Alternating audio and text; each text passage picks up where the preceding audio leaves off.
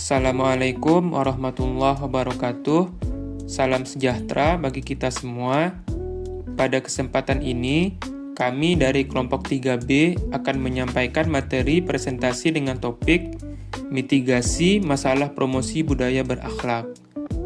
Topik ini diangkat berdasarkan urgensi penguatan nilai-nilai dasar ASN, khususnya dalam upaya membangun budaya kerja yang berintegritas, profesional, dan berorientasi pada pelayanan publik.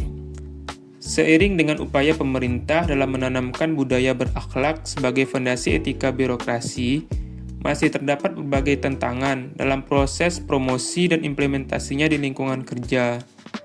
Dalam pemaparan ini, kami akan mengulas secara sistematis mengenai yang pertama, yaitu identifikasi permasalahan dalam promosi budaya berakhlak. Yang kedua, yaitu dampak permasalahan terhadap promosi budaya berakhlak.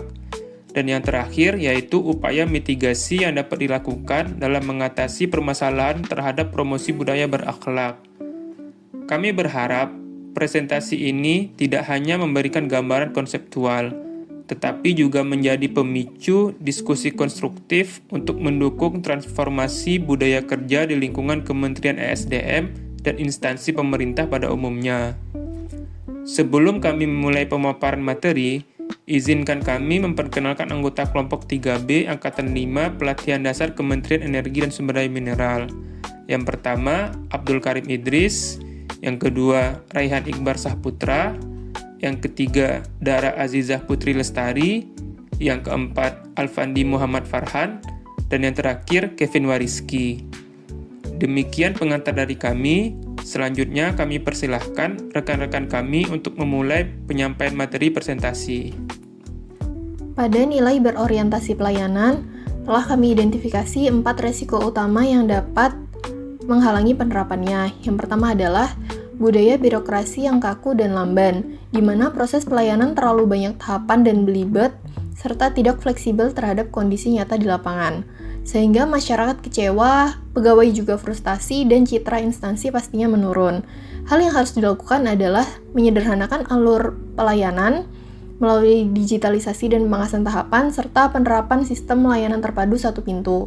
Kemudian, masalah yang kedua adalah minimnya empati terhadap konsumen, yaitu di mana pegawai tidak peka terhadap kebutuhan dan kondisi pengguna layanan. Yang mana dampaknya adalah pengguna merasa tidak dihargai.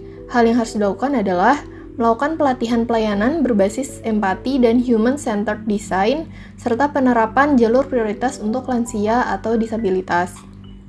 Kemudian, potensi isu yang ketiga adalah kurangnya pelatihan pelayanan prima, di mana pegawai tidak dilatih untuk menghadapi situasi seperti pelanggan yang marah atau sistem yang tiba-tiba bermasalah, yang mana berdampak kepada ketegangan yang meningkat serta kepercayaan publik yang menurun. Hal yang harus dilakukan adalah pengadaan pelatihan rutin tentang pelayanan publik serta komunikasi efektif dan manajemen konflik. Sebetulnya untuk isu yang kedua dan isu yang ketiga ini mirip, tapi isu yang kedua itu lebih fokus kepada pemahaman terhadap kondisi pengguna layanan, sementara yang ketiga ini kepada kondisi atau permasalahan yang mungkin terjadi, seperti tadi pelanggan marah atau sistem bermasalah. Nah, untuk yang terakhir adalah tidak adanya umpan balik atau feedback, di mana kanal untuk melakukan feedback itu tidak tersedia sehingga masyarakat itu kurang bisa memberi saran atau masukan kepada pemerintah, sehingga berdampak kepada layanannya stagnan, tidak berkembang. Hal yang harus dilakukan adalah penyediaan kanal umpan balik menggunakan QR, kotak saran, atau survei kepuasan layanan yang mudah dilihat dan diakses oleh masyarakat, serta ditindaklanjuti oleh pemerintah. Nilai yang kedua adalah akuntabel. Telah diidentifikasi 3 isu yang dapat berpotensi menghalangi penerapan nilai akuntabel. Yang pertama adalah tidak transparannya penggunaan anggaran, di mana informasi penting seperti penggunaan anggaran atau kebijakan tidak dibuka ke publik dan tidak terdokumentasi dengan baik, sehingga muncul kecurigaan dan potensi penyimpangan menjadi meningkat. Seharusnya dilakukan publikasi laporan penggunaan anggaran dan hasil kerja secara berkala, seperti menggunakan dashboard yang mudah diakses oleh publik. Yang kedua adalah lemahnya budaya melaporkan kesalahan, di mana pegawai itu enggan melaporkan kesalahan karena takut dihukum, bukan dibina.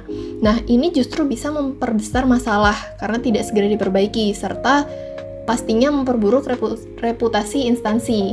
Nah, seharusnya dilakukan budaya just culture, yang mana kesalahan itu ada untuk diperbaiki, bukan untuk dihukum dan dihakimi, serta penyediaan kanal pelaporan akronim atau whistleblowing system. Nah, kalau yang ketiga adalah tidak adanya pengawasan internal rutin, yang mana hasil kerja tidak dimonitor secara berkala.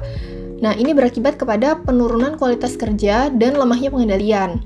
Seharusnya dilakukan pembentukan tim pengawas internal yang aktif untuk melakukan evaluasi secara berkala, serta proses auditnya itu dilakukan secara sistematis dan menyeluruh.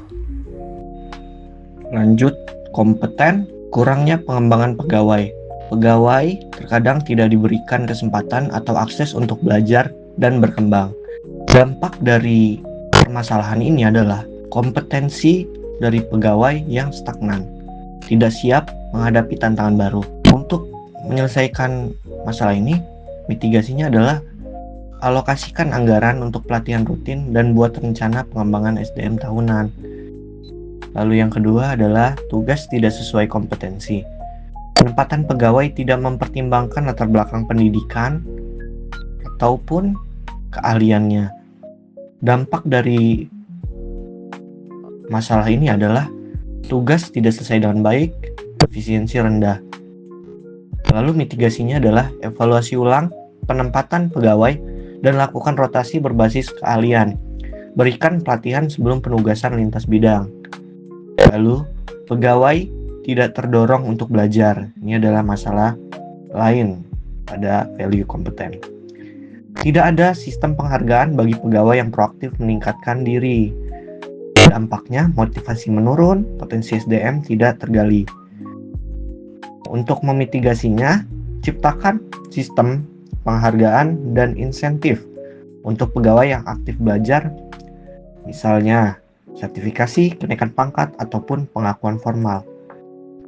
Lalu ada harmonis. Permasalahan pertama adalah konflik antar pegawai atau antar bidang. Masalah personal maupun yang profesional tidak diselesaikan dengan baik.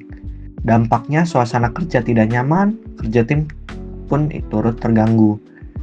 Untuk memitigasinya, bentuk forum mediasi internal dan adakan team building. Secara berkala, dorong budaya saling menghargai. Lalu permasalahan kedua, ada kurangnya komunikasi terbuka dan sehat.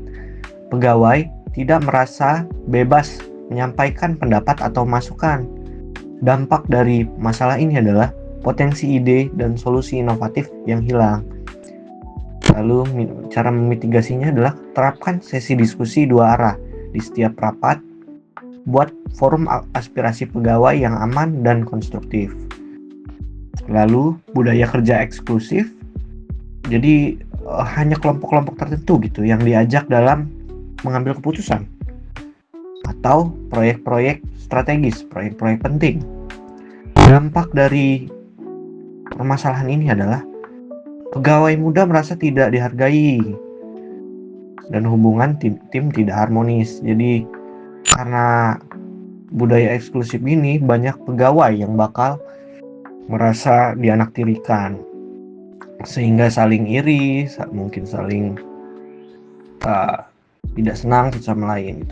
Mitigasinya, libatkan semua level pegawai dalam diskusi atau proyek strategis sesuai kapasitasnya. Tegakkan prinsip inklusivitas dan meritokrasi. Beberapa masalah dalam mengimplementasikan nilai berakhlak loyal, yaitu kurangnya rasa memilikan terhadap instansi, seperti pegawai hanya bekerja sekadar formalitas, tidak punya kebanggaan terhadap institusinya. Dampak yang akan terjadi adalah semangat kerja yang rendah dan citra instansi yang tidak terangkat. Untuk memitigasi hal tersebut, kita harus membangun budaya kebanggaan institusi melalui storytelling, seragam institusi, dan pengakuan kontribusi pegawai. Lalu, ada juga loyalitas pribadi yang lebih besar daripada instansi. Pegawai lebih memprioritaskan kepentingan pribadi atau kelompok daripada organisasi. Dampak dari hal tersebut yaitu budaya kerja yang tidak sehat dan bisa mengarah ke konflik kepentingan. Mitigasi dari hal tersebut adalah sosialisasikan visi, misi, dan nilai-nilai organisasi secara berkelanjutan. Promosikan kepemimpinan yang berintegritas. Lalu, salah satunya poin juga adalah perilaku negatif internal, seperti pegawai yang menyebarkan gosip, menjatuhkan kolega, atau tidak menjaga rahasia kantor. Dampak yang akan terjadi yaitu kepercayaan antar pegawai rusak dan instansi kehilangan kredibilitas. Untuk memitigasi hal tersebut, kita harus tegakkan kode etik ASN dan berikan sanksi terhadap perilaku yang merusak lingkungan kerja. Mitigasi masalah pada nilai adaptif. Ada 3 contoh yang akan kami berikan. Yang pertama adalah penolakan terhadap perubahan, di mana contohnya adalah pegawai itu resisten terhadap kebijakan atau teknologi baru. Dampaknya adalah pelayanan tertinggal dan transformasi digital jadi terhambat. Nah, mitigasinya adalah dengan melakukan sosialisasi dan pelatihan saat perubahan itu akan diterapkan. Jadi dilibatkan pegawai-pegawai dalam proses perubahan sejak awal. Poin yang kedua adalah ketergantungan pada cara kerja lama. Jadi di sini poinnya adalah tidak adanya upaya perbaikan proses kerja meskipun metodenya itu udah usang. Jadi dampaknya adalah tidak efisien, pemborosan waktu, dan juga pemborosan sumber daya. Nah, cara mitigasinya adalah dengan evaluasi proses kerja secara berkala dan tetapkan standar operasional berbasis teknologi. Yang ketiga, rendahnya literasi teknologi. Masalah yang muncul bisa saja seperti pegawai belum terbiasa dengan teknologi dasar kerja yang ada. Dampaknya produktivitas menurun dan kesalahan meningkat. Mitigasinya sih gampang, itu tinggal melakukan pelatihan literasi digital dasar secara rutin dan berjenjang. Jadi disediakan tutorial internal, Mbak. Mau itu dalam bentuk video ataupun dalam bentuk buku manual. Adapun masalah yang bisa kita hadapi untuk mengimplementasikan nilai berakhlak kolaboratif yaitu budaya silo antar unit. Contohnya, unit atau bidang bekerja sendiri-sendiri dan enggan berbagi informasi. Dampak yang akan terjadi yaitu duplikasi kerja dan hasil yang tidak maksimal. Untuk memitigasi hal tersebut, kita bisa membuat proyek lintas unit untuk mendorong budaya kerjasama dan menerapkan kerja berbasis tim proyek. Adapun juga masalah lainnya yaitu minimnya komunikasi lintas fungsi. Contohnya tidak ada forum formal atau informal untuk bertukar ide antar bidang. Dampak yang akan terjadi yaitu budaya kerja tidak sehat dan bisa mengarah ke konflik kepentingan. Untuk memitigasi hal tersebut, harus adakan forum koordinasi rutin antar unit, tetapkan PIC antar unit, dan bagikan direktori internal yang mudah diakses. Contoh masalah terakhir adalah ego sektoral, yaitu contohnya setiap unit merasa paling penting dan enggan menerima masukan dari unit lain. Dampak yang akan terjadi yaitu tidak tercipta sinergi dan efektivitas kerja tim yang rendah. Untuk memitigasi hal tersebut, kita harus membangun sistem kerja kolaboratif dengan target bersama, libatkan semua pihak dalam perumusan kebijakan lintas bidang. Demikianlah materi mitigasi masalah promosi budaya berakhlak yang disampaikan oleh kelompok 3 tim 2. Sekian, Assalamualaikum warahmatullahi wabarakatuh.